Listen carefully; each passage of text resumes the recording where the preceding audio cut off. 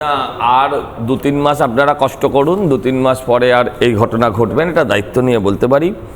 এই যা যা ঘটছে পশ্চিমবঙ্গে এখন সবটাই ট্রেলার, এটা আরও ভয়ঙ্কর জায়গায় যাচ্ছে এবং যিনি নিয়ে যাচ্ছেন তার নাম মাননীয় মুখ্যমন্ত্রী মমতা ব্যানার্জি। বললে আবার রাগ হয়, আমরা তো অমিতাভ বচ্চনকে অমিতাভ বচ্চনই বলি ভাই, রাজীব গান্ধীকে রাজীব গান্ধীই বলি, ইন্দিরা গান্ধীকে ইন্দিরা গান্ধী বলি, ইন্দিরা দিদি বললে তো খেপে যাবে।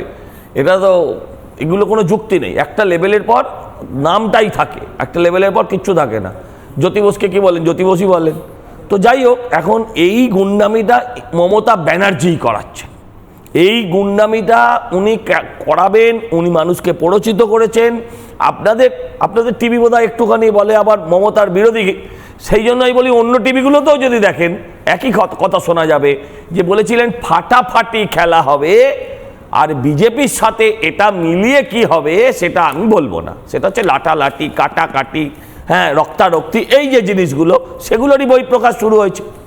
গত কয়েকদিন আগে, গত বৃহস্পতিবার মমতা ব্যানার্জি যে কাজটা করেছেন, ওটা গুন্ডার কাজ নয়, ওটা হচ্ছে দেখবেন পকেট মার থাকে, আবার মোবাইল চোর থাকে, রাস্তাঘাটে মোবাইল চোর আলাদা করে তাদের পুলিশের আলাদা ডিপার্টমেন্ট থাকে। সেরকমভাবে উনি মোবাইল ল্যাপটপ চুরি করেছেন, ফাইল চুরি করেছেন।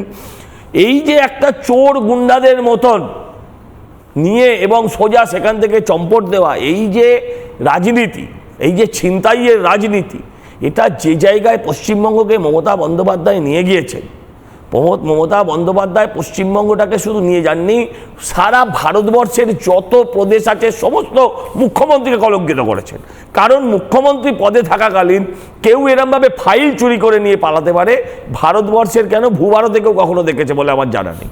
ওনার যদি কোনো বক্তব্য থাকতো উনি হাইকোর্টে যেতে পারতেন। আচ্ছা ঠিক আছে, ফাইলের ভেতরে পলিটিক্যাল সিক্রেট ছিল, যে সিক্রেট পাবলিক বা ইডির হাতে চলে গেলে ওনার অসুবিধা হতো, সেই ফাইলটা নিয়ে গিয়ে উনি সরাসরি হাইকোর্টে প্রডিউস করে দিতে পারতেন, যে আমি কোর্টের তত্ত্বাবধানে এই ফাইলটাকে জমা রেখে গেলাম।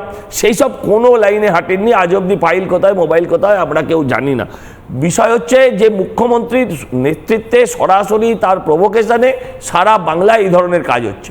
মুখ্যমন্ত্রী যদি না চান, পুলিশকে যদি এক লাইন, ডিজিকে ডেকে যদি এক লাইন বলে দেন যে কালকে থেকে পশ্চিমবঙ্গের বুকে কোনো হুলিগানিজম আমি যেন দেখতে না পাই, শুনতে না পাই, হবে না। উনি এটা চান বলে এটা হচ্ছে, এটাতে অবাক হবার কি আছে?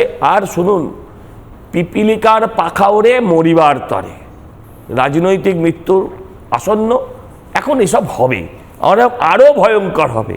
আপনারাও সাবধানে থাকবেন। কে কতদিন থাকবে না থাকবে, যে জায়গায় নিয়ে যাচ্ছে রাজনীতি, সেটা আজকের দিনে বলা ভীষণ ভয়ঙ্কর।